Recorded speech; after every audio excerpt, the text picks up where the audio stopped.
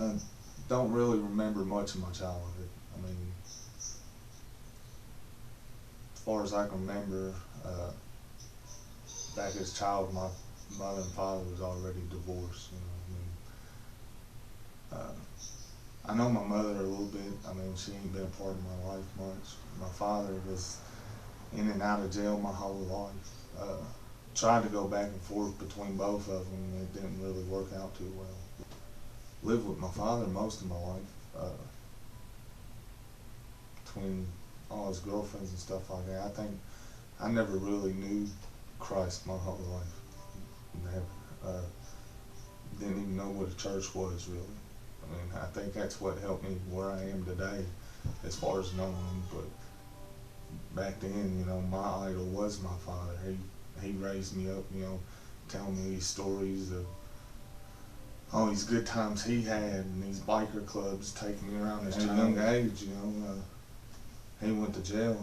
I was born in Cleveland, Ohio, but I come here when I was around about 12, 13 years old, and because he went to prison, and my mother at the time couldn't handle me.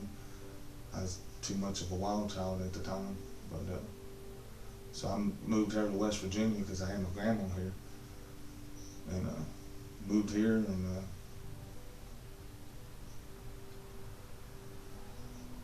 it wasn't long when my grandma, she had died, and I only had my aunt and my cousin. It was them that kind of pushed me, but I mean, my whole life I wanted a family, man. I always wanted a family. I never had a family. And, it's what I always seek for, man. Never could get it, man. But from when I come here, I didn't have no father figure, no mother figure, nothing like that. So that's really where I started going downhill, man. It was, always out and about, hanging out with friends, staying at their house and stuff like that, because I ain't had no curfew or nothing like that, man. I ain't had nobody to direct me where to go and stuff like that, and that's a lot of my troubles was, I know now that that's where it started, and, I started off thinking, because I only smoked weed and drank every once in a while, that's, that, I'd just be honest, I used to look down on people that done pills and stuff like that, man, and never was big on stuff like that. I only smoked weed, and I thought that just smoking weed, I'd be all right. I'd done it to fit in, really, and but it wasn't long after that, man. I pretty much put my own self through high school, and I did graduate and stuff like that, but I didn't go to school to learn. I just went to really hang out with my friends and stuff like that, where I played sports and stuff. The teachers never really cared. They gave me good grades just because I played sports, because that way I could stay on the teams and stuff. But really, it was after high school I went and stayed with friends, and I was at a friend's house one time, and they got raided by the cops, and ended up taking me to jail too, and ended up spending 3.5 months in jail.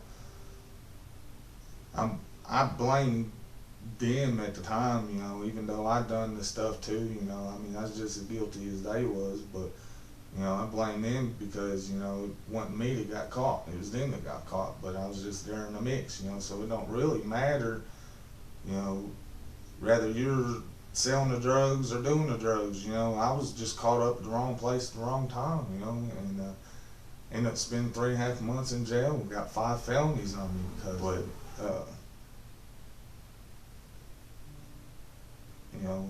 I got, as of a couple months ago, thanks to God and me doing right and stuff like that, man, my slate was white clean, man. I mean, all them charges come off of me. I mean, I ain't got a charge one on me now because of it. But if I still back out there in the world, I mean, I'd have all kinds of charges on me now. Thank to God, He's giving me a clean slate, And, but after I got out of jail is when I really started messing up. I'd never done, like I said, I never done pills or nothing like that. I had we call them friends at the time, but they're not friends, man. They're really not friends. I had a friend at the time said that I had some money in my pocket, and he'd done pills, and asked me if I'd buy him one, and I said, no, I ain't gonna buy you nothing if, you know, if I ain't gonna get nothing myself, you know. And he was like, well, you know, I'll get it for you too, you know. I was like, well, I ain't never done it, you know. And he's like, you know, you'll like it, you know. Manipulated me, I mean, but it, you know, like, I don't blame nobody, you know.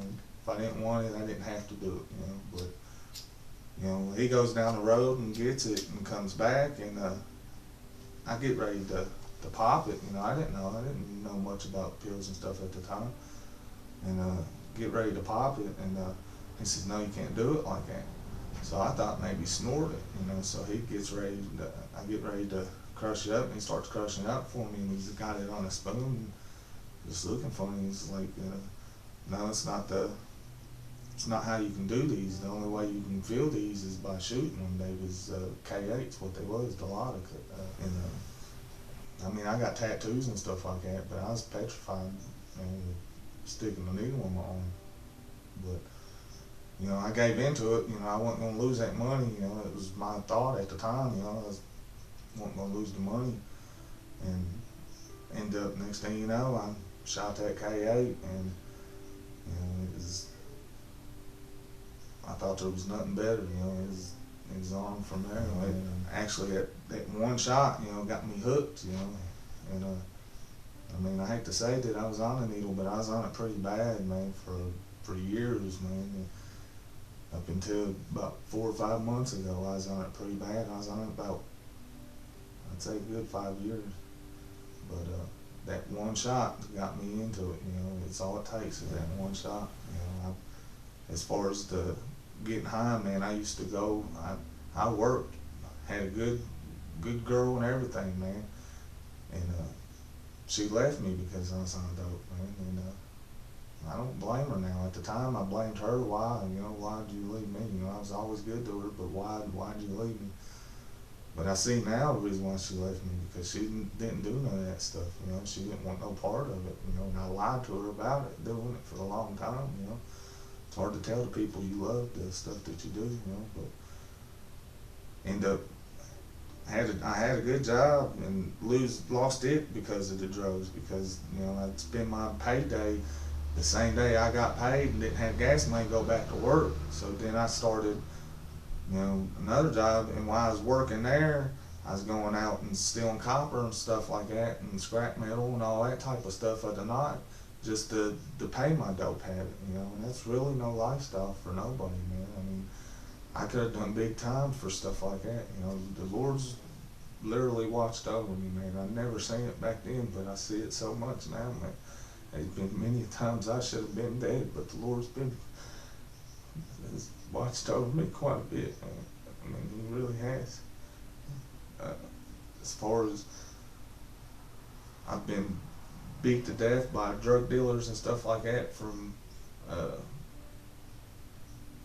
running up a bill so high, because you know, you get in good with them, they give you a credit and stuff like that, and you run that bill so high and you don't want to pay them because you stop going to them and start going to somebody else.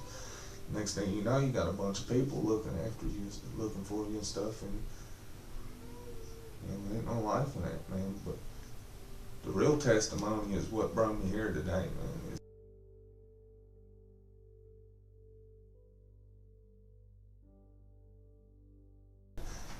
And that's Jesus Christ, man. I was tired of the life, you know. The Lord's been dealing with me for quite some time. Just got tired of my life, man. I was at a friend's house and just couldn't stay there no longer. And you know, the Lord was pretty much telling me then I had to get out. So I went out and went and stayed at a girl's house. And I was wanting to quit the drugs at the time then, and she was on it worse than I was. And was there for a few days when she wanted me to keep going out and getting more dope, because I quit going to the doctor and stuff like that from getting dope, and you know, I just didn't want it no more. And she had me go searching the streets for it, and when I couldn't find it on the streets, you know, she pretty much threw me out. You know, my whole life I've jumped from house to house to house to house, man. Every time I move, I lose more clothing, You know, every time I bought stuff, I sold the stuff to get to other places to get my dope and stuff like that. I was just tired of it. And come to war at night. Something told me to come to war at night, man. I ended up in war. And went up to my cousin's house and was trying to talk to her about it. And even though she was trying to help me, it was just making me feel worse, you know. And at that point in time, I was just ready to kill myself, man. I was done with my life, you know, I really was. And, I didn't know if I was gonna sleep under a bridge that night or jump off that bridge, man. I didn't know what I was gonna do. But something told me to message my buddy. Just out the blue, I messaged him and told him that, you know, look, man, I ain't got no place to go. I'm like, man, he was in this program I'm in now.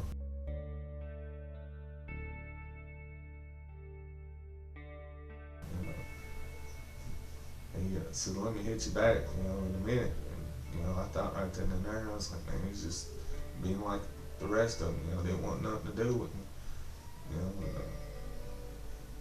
But a couple minutes later, he messaged me back. He said, man, there's this program. He said, man, if you really want it, he said, they got one bed open. I thought he was gone. I ain't talked to him in forever. But he said, we got one bed open, man, if you really want it. I said, yeah, man, I want it. And go to it and meet the people, man, and they could tell you, man, I looked like death hung over, man. I mean, I was bad, man. I mean, literally, if they was death walking, I was it. You know, I mean, that's how bad I was on stuff. That's been a few months ago, and you know, come this program, and that's when I really learned about Jesus, man. I gave my life to Jesus, and it's been nothing but uphill since then. You know, I've got my life back together. You know, I'm starting to accumulate stuff. But the thing that I've wanted all my life, that I've been out there in the world searching for, that I never could find, that I was always seeking, was somebody to love me and a family and stuff like that, man. I tell you, there's nobody that will love you more than Jesus Christ. And as far as this program, man, this program really helps people, man. It's helped me so much, man. Not only am I not doing drugs, man, but I'm out here now to help the people that was in the shoes that I was in, you know. I could say more about the stuff, you know, but you know, it's no life for nobody, it really ain't.